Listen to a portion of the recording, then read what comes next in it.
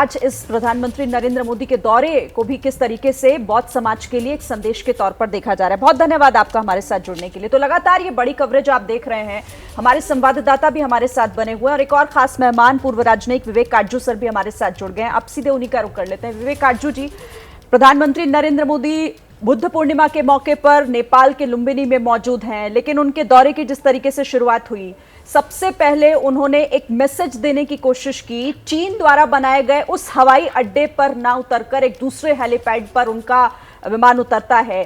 ये किस तरह का मैसेज और कैसे आप इसे देख रहे हैं? ये बहुत ही महत्वपूर्ण संदेश नेपाल को प्रधानमंत्री ने भेजा है।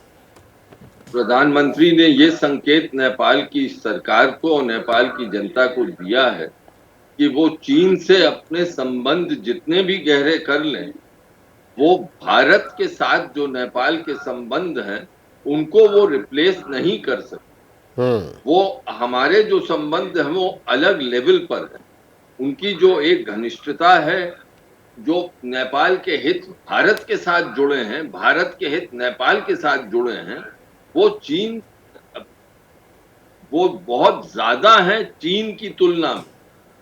लेकिन हमेशा से एक तबका रहा है नेपाली राजनीति में जो कोशिश करता रहता है कि एक खेल खेला जाए, भारत और चीन को आपस में एक किस्म से लड़ाया तो नहीं जाए, उसमें कंपटीशन की जाए कि नेपाल का फायदा हो। प्रधानमंत्री ने संकेत ये दे दिया कि हम इस खेल को नहीं खेलना चाहते। हम चाहते हैं कि हमारे जो संबंध नेपाल के साथ हैं वो अलग रास्ते पे चलें, वो अब इंडिविजुअल रास्ते पे चलें और हमें किसी से वहां कंपटीशन करने की जरूरत नहीं है। लेकिन हमारा जो रिश्ता है वो कायम रहना चाहिए। हमारे हितों को नेपाल को समझना चाहिए जैसे हम नेपाल के हितों को समझते हैं। जी विवेक काटजू जी, 2015 में जब लिपुलेख का मामला हुआ, उसके बाद से नेपाल और भारत के संबंध में एक नए खटास का दौर शुरू हुआ। अब ये यात्रा, पहले शेर बहादुर देउबा की यात्रा और उसके एक महीने के भीतर प्रधानमंत्री की यात्रा और एक तरह से लुम्बिनी से इसकी शुरुआत, शांति का बड़ा संदेश।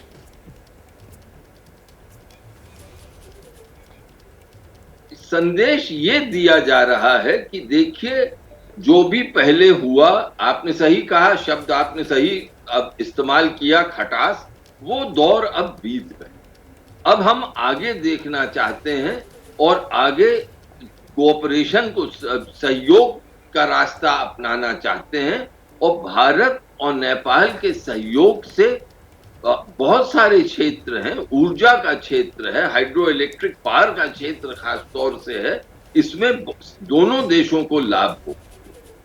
तो ये, और जो बुद्ध धर्म की एक विरासत नेपाल की भी है, भारत की भी है, ये एक हमें जोड़ सकती है।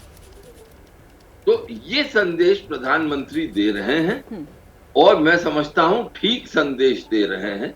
लेकिन एक शब्द में जोड़ दूं, क्या इससे वो तबका नेपाल में जो कि ये कंपटीशन का खेल खेलता है इंडिया और चाइना का, क्या इससे वो रुक जाएगा? ये आगे हमें देखना। बिल्कुल महत्वपूर्ण बात कह रहे हैं आप विवेक काटजू जी। हम आपके पास आगे भी आएंगे और विस्तार से इस पहलू पर भी बात करेंगे, इसके मायने और इसका महत्व क्या हो जाता है। तो लगातार ये बड़ी कवरेज एबीपी न्यूज पर आगे भी जारी है। एबीपी न्यूज आपको रखे आगे।